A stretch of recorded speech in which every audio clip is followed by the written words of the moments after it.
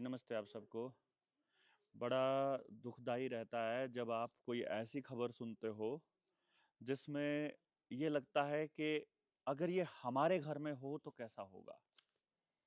यदि ये आपके घर में हो तो कैसा होगा? पंचकुला में एक गाड़ी में 7 लोगों ने ज़हर खा लिया। 6 लोगों की मौत हो गई। ये 27 तारीख की बात है, 27 मई 2025 को। देहरादून का नंबर है। मैंने नवभारत टाइम्स में खबर पढ़ी और सच बताऊं कलेजा फटने को आया। कारण क्या था कि परिवार कर्ज से परेशान था। भाई, हमने इतने दिनों से इतना बड़ा आंदोलन चलाया हुआ है कर्जे का। आप लोग बताते क्यों नहीं हो लोगों को कि यार वहां जाकर के आप लोग अपनी सहायता ले लीजिए उनसे। कुछ लोग प्रोपेगेंडा चला के रखे हुए हैं कि मतलब वो सहायता राशि के नाम पर कुछ प्रोपेगेंडा चलाते हैं। ये परिवार से अगर मान लो ये परिवार से बात हो जाती हमारी हमारी टीम के किसी सदस्य की, 6 लोगों का परिवार, मतलब 7 लोगों में से 6 मर गए, 7वां अस्पताल में है। अगर बात हो जाती कम से कम ये बच जाता ना, और लोगों को बताता तो और लोग भी बच जाते ना। कितने सारे बचे तो हैं, कितने सारे परिवार वहां देहरा जब हम लोग यहाँ पे आए हुए थे, ट्रेनिंग चली हुई थी हमारी शिमला में टीम 200 की। वहां एक साथी आया था, उसने बोला मैंने कोई आवेदन नहीं लगाया है, हमने सिर्फ आपकी वीडियो सुनी थी वो। और वहीं से हिम्मत आ गई और हमने सवाल पूछना शुरू किया। तो जो मैं अपनी फैमिली को, मतलब अपनी अपनी पत्नी को और बच्चों को पत्नी के मायके में छोड़ करके रस्सी लेकर के घर आया था कि मैं फंदा लगा करके मरने वाला हूं, और पता नहीं कैसे उस वीडियो पे क्लिक हो गया और मैंने वो पूरी सुन ली। और मुझे लगा कि ये तो मेरे साथ भी चीटिंग हो रही है। और जब फिर उसके बाद रिकवरी वाले गुंडे आए तो मैंने सबको मार दिया, मतलब डंडों से पीटा और भगा दिया। और उसके बाद मेरे अंदर वो हिम्मत आ गई कि अब मैं किसी से नहीं डरता हूं, मैंने कोई आवेदन नहीं लगाया हुआ है और ये तय कर लिया है कि कम से कम कर्जे के लिए तो मैं नहीं मरूंगा। तब ये लगता है कि यार ठीक है, किसी का सोल्यूशन कहीं तक पहुंच के रुक जाता है, किसी का कहीं तक, लेकिन बताया तो था आपको। यार जो लोग आपसे हजारों साल से ठगी कर रहे हैं, वो मतलब एक संगठन के या थोड़े से लोगों के कहने से कैसे आपको बर्बाद करना छोड़ देंगे, आपका सत्यानाश करना छोड़ देंगे? नहीं छोड़ सकते भाई। वो आप लोगों के को कंट्रोल करने के लिए यही तो एक रास्ता है। आप इधर से 1 रुपए का कर्जा लेते हो, बैंक में 1 रुपया जमा करते हो और निकलवाते हो। आपके साथ आज के वक्त के हिसाब से 10,000 गुना की ठगी हो जाती है। आपका 1 रुपया 10,000 रुपए के नोट के बराबर है। लेकिन अभी चलो इस पर बात नहीं करते हैं। मैं जो बात आपको बता रहा था कि नए बेड बना दिए, नए अस्पताल बना दिए, चाहे ममता की सरकार हो, चाहे बीजेपी की हो, चाहे कांग्रेस की हो, चाहे आम आदमी पार्टी की पंजाब में हो, कहीं पर भी सरकार है, सबने नए अस्पताल, नए बेड बना दिए, इतने बेडों का सेटिंग कर दिया, टेस्टिंग की टेस्टिंग कर दी, कोरोना की टेस्टिंग चल रही है, क्योंकि एक केस मिल गया, सिर्फ केस मिल गया। उस केस से किसी के मरने की पुष्टि अब तक नहीं हुई है और मीडिया में प्रोपेगेंडा चल पड़ा। ये केस मिला है, कोई मरा नहीं है। मैं मरने का आंकड़ा दूं, मैंने कुछ लिस्ट बना रखी थी, वो मैं आपको पहले बताया करता था ना। 25 लाख बच्चा मरता है अपने देश में 3 कारणों से हर साल। कुपोषण, गलत इलाज और इलाज ना होने की वजह से, 3 चीजों से। और आंकड़े ढूंढने हैं, इंटरनेट पर जाइए, सर्च कीजिए। मलेरिया से लगभग 2 लाख आदमी मरता है हर साल। डायबिटीज से हर साल 5 लाख आदमी मरता है भारत में। किडनी फेलियर, जो कि 2019 वाले वो लगने के बाद ज्यादा होने लगी है। आप तो किडनी के स्पेशलिस्ट अस्पताल खुले हैं जब से लगवाए हैं। कौन सा बैच का कहाँ गया था ये सब कंपनियों को पता है और उन्हीं कंपनियों के अस्पताल खुल रहे हैं। किडनी फेलियर से 2 लाख आदमी हर साल मर रहा है। कैंसर से लगभग 9 से 10 लाख आदमी हर साल मर रहा है। लीवर की बीमारियां, 3 लाख आदमी हर साल मर रहा है। ब्रेन हेमरेज, ब्रेन स्ट्रोक से 7 लाख आदमी हर साल मर रहा है। टाइफाइड से 10,000 आदमी हर साल मर रहा है। रोड एक्सीडेंट में लगभग 2 लाख आदमी हर साल मर रहा है। आत्महत्या कर लेते हैं 1.5 से 2 लाख आदमी हर साल। कुपोषण से 10 लाख बच्चा मरता है। मर्डर से 30,000 आदमी मरता है। मर्डर हो जाते हैं 30,000 आदमियों का आंकड़ा। ये तो वो है जो दस्तावेजी आंकड़ा है। ये आंकड़े असल में डबल मान लीजिए आप। प्राकृतिक आपदा यानी भूकंप में, बाढ़ से या सूखे से या इससे करके 60,000 से ऊपर आदमी मरा हुआ। ये डॉक्यूमेंटेड आंकड़ा बता रहा हूं आपको। फूड पॉइजनिंग, जो आपकी जगह जगह रेडियां लगी हुई हैं, शहरों में होटल खुले हुए हैं, बच्चे पीजी में रह रहे हैं, इससे लगभग 16 लाख बच्चा, 16 लाख आदमी मर रहा है। 16 लाख। इंडस्ट्रियल एक्सीडेंट से 2000 आदमी करीब करीब हर साल मर जाता है। और डिप्रेशन से लगभग 1 लाख आदमी मरता है। अब आप इसका अंदाजा लगाइए, क्या सरकार इन सब मौतों के ऊपर भी इतनी ही सीरियस है? क्या आपका मंत्री, आपका नेता, आपका अफसर, आपका पुलिस वाला, वो इन चीजों पर भी है? कर्जे से किसान की आत्महत्या का आंकड़ा अलग है, जो कहीं पर भी दस्तावेज में नहीं आता है। ये जो कर्जे से मर रहे हैं ना, ये कोविड-19 के उस लॉकडाउन, फर्जी लॉकडाउन के बाद मरने लगे हैं। लॉकडाउन लगा था आपको बर्बाद करने के लिए। गुजरात में 500-500 रुपए छापने की नई मशीन पकड़ी गई है। पुराने नोट का ना कागज मिलता था, ना ही छपाई हो पाती थी, और ना वो रंग थे सरकार के पास। सरकार नहीं, मोदी के पास, मोदी और शाह की टीम के पास, इनके लोग जितने इंडस्ट्रियलिस्ट हैं उनके पास वो नहीं होते थे। इसीलिए इन्होंने नोटबंदी करके नए नोट छापे, ताकि वो छाप सकें घर में भी। किस कौन सा डिजाइन क्या कुछ होगा वो तो वही लोग तय करते हैं ना, बोर्ड ऑफ डायरेक्टर तय करता है ना आरबीआई का। बोर्ड ऑफ डायरेक्टर में तो नंदन नीलकेणी बैठा है, आनंद महिंद्रा बैठा है, ये आप रतन टाटा जैसे लोग बैठे हैं, विप्रो का चेयरमैन बैठा है नारायण मूर्ति जैसे लोग। वो कहाँ आपके हिसाब से चलेंगे भाई? आप अपनी जिंदगी की सारी कमाई, सारी समय, सारा समय, सारी ऊर्जा सब उनको दे रहे हो, सारा उत्पादन उनको दे रहे हो। आपके हिस्से में क्या आ रहा है? Nothing, nothing at all. और आपको ये समझना पड़ेगा भाई कि उन लोगों ने नोट छापने की जो गेम चलाया हुआ है, वो डिजिटलाइजेशन के लिए चलाया हुआ है। अपार आईडी, आभा आईडी, किसान की आईडी, बच्चों की ID, online date of certificate, Aadhaar card, driving licence online, सब कुछ ऑनलाइन। ये सब आप लोगों को बेसिकली कंप्यूटर से, इंटरनेट से कंट्रोल करने के लिए चल रहा है। मालूम है ना आपको? नहीं मालूम है तो बताइए आसपास कि जो आपकी चिंता बताते हैं। पुलिस वाला, आप हेलमेट नहीं पहनोगे तो चालान करके आपकी चिंता बताता है, आप रॉन्ग साइड से जाओगे तो वो आपका लाइसेंस पूछता है कि हमें आपकी चिंता है। उसको ये इतने अपराध करते हुए लोग नजर नहीं आते हैं। कोई पत्रकार इनके भ्रष्टाचार की पोल खोल दे तो उसकी जेल करवा देंगे, लेकिन जो सच बोलेगा, हम जैसे लोग बोलेंगे, उनकी जेल हो जाएगी। लेकिन चोरी करने वालों की, डकैती डालने वालों की, गलत काम करने वालों की वाहवाही हो कर लेंगे ये लोग। सारे मीडिया चैनल्स बिके हुए हैं, आपको पता होगा ना। अंबानी और अडानी लगभग 90 से 95% मीडिया हाउसेस के मालिक बन चुके हैं। तो वो अपने एडिटर को वही बोलेंगे ना जो उनका मालिक, जिसमें जिसमें उनके मालिक का फायदा होगा। और एडिटर अपने मालिक से बाहर नहीं जा सकता। पत्रकार की तो मतलब उसमें हैसियत ही क्या है कि वो छाप दे अपनी मर्जी से। तो खबरें नहीं है ये, विज्ञापन है। ये आपके लिए नहीं छपती है, ये वो लोगों के लिए छपता है। अब मैं आपसे सिर्फ इतना कह रहा हूं, अखबार पढ़ के अखबार के मालिकों को चिट्ठी और लानत भेजना चालू कीजिए। अपने एमएलए और एमपी और अपने मुख्यमंत्री और प्रधानमंत्री को लानत भेजना चालू कीजिए। जो बातें मैं आपसे बता रहा हूं, जो बातें मैं आपको बता रहा हूं, नोट के ऊपर, रुपए के ऊपर, हम लोग जनता सरकार मोर्चा के लोग, निडर इंडिया, निडर जेएसएम के लोग, निडर इंडिया चैनल के ऊपर जो वीडियो डाल रहे हैं, उसमें देखिए क्या हो रहा है। उन पे कम से कम चिट्ठी डालकर पूछ तो लो। अरे और कुछ नहीं कर सकते हो ना, और कुछ भी नहीं कर सकते ना। 10 रुपए का नोट बैंक में ले जाइए, आरबीआई के गवर्नर के नाम पर एक एप्लीकेशन देकर उसकी रिसीविंग ले लीजिए, और उस एप्लीकेशन में सिर्फ इतना लिखना है आपको, कुछ ज्यादा नहीं लिखना है।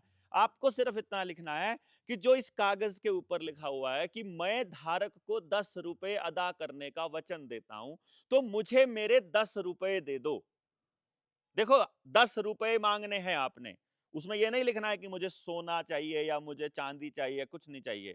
पहले बैंक आपको बता तो दे कि 10 रुपए क्या है, क्योंकि 10 रुपए का जो सिक्का है या 5 रुपए का सिक्का या 1 रुपए का सिक्का या 1 रुपए का नोट या 5 रुपए का या 2 रुपए का नोट, ये लीगल टेंडर हैं, वो रुपया नहीं है, लीगल टेंडर है ये। 1 रुपए का नोट भारत सरकार छापती है, लेकिन वो लीगल टेंडर है, रुपया नहीं है। रुपया आरबीआई में रखा है अपना और उसके ऊपर आरबीआई के गवर्नर ने साइन किया है और आप लेनदार हो, धारक हो। वो नोट असली वाला लगा दो, उसकी फोटोकॉपी अपने पास रखो, उसके ऊपर सिग्नेचर करो, फोटोकॉपी के ऊपर रिसीविंग ले लो कि ये एप्लीकेशन और ये 10 का नोट मैंने बैंक को दिया है। और उसमें लिख दो कि आप अगर नहीं दे सकते हो तो जो संबंधित विभाग है जो दे सकता है उसको दे दो। अगर बैंक आपको 1 महीने में 10 रुपए ना दे, तो आरबीआई अगर आपको 10 रुपए ना दे, फिर तो बैंक फ्रॉड होगा, फिर तो आरबीआई फ्रॉड होगा। वो आपको बहकाते हैं कि आप 10 रुपए का नोट लेकर जाइए और 10 रुपए में 10 रुपए का सामान मिल जाएगा। नहीं, आपको 10,000 रुपए में उतना सामान मिलता है जो आपको 1 रुपए में मिलना चाहिए। सैद्धांतिक रूप से, कानूनी रूप से, भारत के संविधान के हिसाब से, भारत के कानून के हिसाब से, कुदरती कानून के हिसाब से, नेचुरल जस्टिस के हिसाब से। और यही बता रहे हैं हम आपको, रुपया मूल्य का मापक या शोषण का साधन, जो किताब छापी है घनश्याम वर्मा जी और जनता सरकार मोर्चा ने मिलकर, उस किताब में इसी चीज का विवरण है। हम आपको यही बता रहे हैं, आप कम से कम 10 रुपए तो खर्च कर दीजिए बैंक में जाकर के, और कुछ भी नहीं कर सकते तो आपको उसका फ्रॉड तो पता चल जाएगा। लिखित में मानते हैं ये लोग। वो फोन आएगा बैंक वालों का आपके पास, बोलेंगे हम आपको 10 रुपए के सिक्के दे दें, बोलो हमें कुछ नहीं पता, तुम हमें ये कह दो कि ये 10 रुपए के सिक्के 10 रुपए हैं, रुपया चाहिए हमको तो जो इस पे लिखा है। यार आप कमाल करते हो, चेक से चेक बाउंस हो जाए तो आपके ऊपर मुकदमा होता है और जेल होती है, और आरबीआई इतने दिनों से ये चेक दे रहा है, फर्जी चेक दे रहा है आपको, और वो आपको कुछ नहीं दे रहा है बदले में, और आप इसी से लेन देन कर रहे हो और आपको नहीं मालूम है, और उस नकली कर्जे में फंस रहे हो आप। उस नकली कर्जे में फंस के अपनी जिंदगी तो मत खराब करिए, कम से कम अपनी जिंदगी तो मत खोइए, कम से कम आत्महत्या तो मत कीजिए। अरे इससे अच्छा तो ये है कि अपनी टीम बनाइए और इनके इनकी टांगे तोड़कर जेल में चले जाइए यार, मरने से तो बेटर ये है। पूरा परिवार आत्महत्या करे, इससे अच्छा तो रिकवरी वालों की टांग तोड़कर या मर्डर करके चले जाओ, कम से कम किसी और की रिकवरी करने से तो डरेंगे वो। मैं ये किस लिए बता रहा हूं कि मर्डर करके कम से कम जिंदा तो रहोगे, 10 साल बाद तो आ जाओगे बाहर कि अपने परिवार को बचाने के लिए किया। लेकिन अपनी जान देने का क्या मतलब है, वो भी वो उस फ्रॉड के लिए जिसके लिए बैंक जिम्मेदार है, जिसके लिए आरबीआई जिम्मेदार है, जिसके लिए सरकार, नेता, उद्योगपति जिम्मेदार है, उसके लिए तुम जान क्यों दे रहे हो? इसलिए मैं ये कह रहा हूं, इन सवालों पे कौन पूछेगा जब आपसे कोरोना के लिए कुछ भी बोले, स्वाइन फ्लू के लिए कुछ भी बोले, H1N1 के लिए कुछ भी बोले, इस नाटक पर जब कुछ भी बोले, ऑनलाइन डिजिटलाइजेशन के लिए कुछ बोले, और नए कानून पे बकवास करें और पुलिस वाले आपके साथ जाती करें, तो इन मौतों का आंकड़ा क्यों नहीं बता देते, उनसे पूछ लेते कि इन पर तुम क्या कर रहे हो। लेकिन किसी नेता की, किसी विपक्ष की, किसी आदमी की इतनी औकात नहीं है कि वो पूछ ले किसी से खड़ा होकर के कि तुम ये नाटक क्या चालू किया हुआ है तुमने। डर लगता है उनको कि मीडिया में उल्टा चल पड़ेगा, मीडिया में खिलाफत हो जाएगी, पुलिस एफआईआर कर देगी, ईडी पीछे लग जाएगी, इतना सा डरते हैं। और बात करते हैं समाज की और देश की, और डरते हैं खुद जेल जाने से। हम नहीं डरते हैं भाई, ना जेल जाने से डरते हैं, ना मरने से डरते हैं, ना गोली से, ना उनकी प्रताड़ना से, बदनामी से भी नहीं डरते हैं। यही करेंगे ना आखिर में, वो प्लांट करेंगे ना सारी चीजें। अभी तक तो उनको कुछ नहीं मिला है, अब प्लांट करेंगे, वो तैयार करेंगे, सबूत तैयार करेंगे, सबूत तैयार कर भी रहे हैं। हमारे ही लोग जो कभी कभी हमारे साथ थे, वो सो सबूत प्लांट कर रहे हैं, वो कि कभी इसको बदनाम करना होगा तो तब करेंगे हम, मौका आने दो। लेकिन मैं ये कह रहा हूं, हमें नहीं फर्क पड़ता है, आप कीजिए आपको जो करना है। हमको बोल करने के बाद हमको हिम्मत किस बात से आ जाती है, जब कोई ये कह देता है कि भाई हम तो सुसाइड करने जा रहे थे, आपकी बात सुनकर बच गए, हम तो वैक्सीन लगवाने जा रहे थे, आपकी बात सुनकर बच गए, हम तो डिप्रेशन में थे, अब हम ठीक हैं, परिवार में ये दिक्कतें थी, अब जीवन सुधर गया है, लोग सुधर रहे हैं, हमको शांति है, बात खत्म। हम बिगड़े हुए हैं ना, लेकिन हमारी बात सुनकर अगर कोई अच्छे रास्ते पर चल पड़ता है, तो हमें तो ये काम जारी रखना चाहिए ना। गांव फफड़ाना में 4 तारीख से लेकर 8 तारीख तक फिर से फेज 3 की ट्रेनिंग हो रही है। जो फेज 1 और 2 में आ चुके हैं उनको आने की जरूरत नहीं है। जो अभी दो रास्ते, दो जगह पर आ चुके हैं, अब तीसरे जो लोग हैं, अब हमारे को कम से कम 100 से 150 लोग, जितने एसटीएल हैं उन सारे एसटीएल्स को कम से कम अपना नाम लिखवा देना है। नया कोई भी नहीं आएगा। अब की बार जो सारा गड़बड़ कब होती है, जब कोई नया आदमी आ जाए जिसने ट्रेनिंग नहीं की हो, जिसको नहीं पता करना क्या है और हो क्या रहा है, वो आदमी फिर उसके ऊपर ही लगे रहते हैं उसको बताने में ही। अभी हमें नया आदमी नहीं चाहिए। जिन्होंने ट्रेनिंग ले रखी है वो अपना नाम भेज देंगे। मैं सचिन का नंबर आपको बता देता हूँ। आपको सचिन के नंबर पर व्हाट्सएप कर देना है कि हमें आना है, वो लिस्ट हम तक पहुंच जाएगी। जो अभी कुछ साथियों के अभी मैसेजेज आए थे कि हम ट्रेनिंग के लिए कब आए, हम कब आए, तो वो 4 तारीख से लेके 8 तारीख तक आना है। और अब की बार हमको एक बिल्कुल नया एक कार्यक्रम करके दिखाना है। 8 तारीख को जनता सरकार मोर्चा के वो साथी जिनकी यात्रा एक दिन में आना और जाना हो सकता है, उनको फफड़ाना के उस कार्यक्रम में जरूर आना चाहिए। फफड़ाना के जो ये कार्यक्रम में लगे, हम इसमें कुछ रिपोर्ट आपके सामने प्रस्तुत करेंगे और गांव के सामने। ये नंबर है सचिन का 87 080 93 53 6 या 870 80 93 536, यानी 8708093536। आप इस नंबर पर मैसेज करिएगा, व्हाट्सएप, कोशिश करिएगा कॉल ना करो और बता देना कि हम फफड़ाना आ रहे हैं। आपको 4 तारीख को फफड़ाना आना है। अब मैं आपको ये बता रहा हूँ, फफड़ाना की लोकेशन भरोगे आप आ जाओगे, कोई दिक्कत नहीं है, मैं आपको वहीं मिलूंगा फफड़ाना में ही 4 तारीख को। अब जो लोग जिन्होंने ट्रेनिंग ले रखी है और उनको अपने गांव पर काम करना है, देखो मेरे अभी तक के तजुर्बे से मैंने ये जाना है, जितना मैंने अभी तक घूमा हूं मैं और जो काम किया है उससे मैंने ये जाना है कि गांव समझने को और सुनने को तैयार है। बस आप क्या करते हो, आसान रास्ता ढूंढते हो। मैंने क्या किया, मुश्किल रास्ता ढूंढा। आसान रास्ते में क्या क्या आता है कि आप अपने गांव से बचते हो वहां जाने से, क्योंकि आपकी पोल पट्टी खुल जाएगी, जैसे हमारी पोल पट्टी खुली कि लोगों ने कुछ उल्टा सीधा बोला, कोई पॉलिटिकल राइवल था, किसी के साथ पुराने पारिवारिक झगड़े थे तो उन्होंने सब बोलना चालू किया। वो पता लग गया ना सबको कि यार एक्चुअली कोई प्रॉब्लम नहीं थी लेकिन वैसे ही डर रहे थे। नंबर 2, फिर आप उनके पास जाते हो जिनके साथ लोग जुड़े हुए हैं। सरपंच हो गया, मेंबर हो गया, किसी ने इलेक्शन लड़ा है, कोई सामाजिक है, किसी ने एनजीओ खोला हुआ है, या कोई और सामाजिक कार्यकर्ता है, या कोई टीचर है, आप उससे मिलते हो जाकर। उसके पास ऑलरेडी ढेर सारा काम है भाई, उसने ठेके उठा रखे हैं बहुत सारे। वो नहीं आपकी मदद करेगा। आपकी मदद करेगा या गांव की मदद करेगा वो आदमी जिसको बात समझ में आई हुई है, या जो बात समझने के लिए तैयार है, जिसमें इतनी कॉमन सेंस और इतनी अक्ल है कि उसका गांव पहले है और मैं बाद में हूं। जिसके लिए खुद का अहंकार पहले आएगा वो आपके साथ नहीं आएगा। तो आसान रास्ते से इन लोगों के पास मत जाओ, आप आम पब्लिक के पास जाओ। हम पूरे गांव के पास गए, उसमें से जो जो लोग फ्रीक्वेंसी पे बैठे थे वो आ गए मेरे पास। आज मेरा एक भी ऐसा साथी नहीं है जो मेरा क्लासमेट है पुराना, क्योंकि सब कहीं बाहर सेट हैं, किसी के पास टाइम ही नहीं है। 2 घंटे के लिए 1 घंटे के लिए गांव में आए, अपना काम किया, जैसा तैसा किया और चले गए। लेकिन पूरी तरह से डेडिकेटेड होकर के कौन लगा, जो क्या पता हमें अंदाजा भी नहीं था कि ये व्यक्ति हमारी इतनी मदद करेगा। हमारे इतने गजब के लोग हमारे गांव में मिले।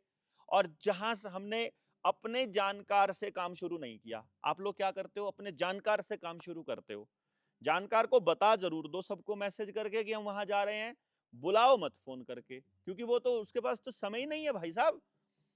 और जो कर सकते हैं, जिनको समझ में आए, या तो समय नहीं है या समझ नहीं है। समय और समझ दोनों, सब्र भी नहीं है। अब हमने काम शुरू किया 4 दिन पहले और 3 दिन अब, 7 दिन काम करने के बाद पूरे गांव से अब हमारे पास 40 लोगों की टीम है। और मैं आपको बता रहा हूं कि मैं ज्यादा नहीं करता तो इस संडे को यानी 1 तारीख को जाऊंगा तो हम इस टीम को 100 तक लेकर के चले जाएंगे। 100 तक की टीम अगर हमारे पास गांव में है, उसके बाद 100 लोग हमारे बाहर से आ जाते हैं। ये लोगों से गांव का अब की बार डेटा इकट्ठा हमको करना है।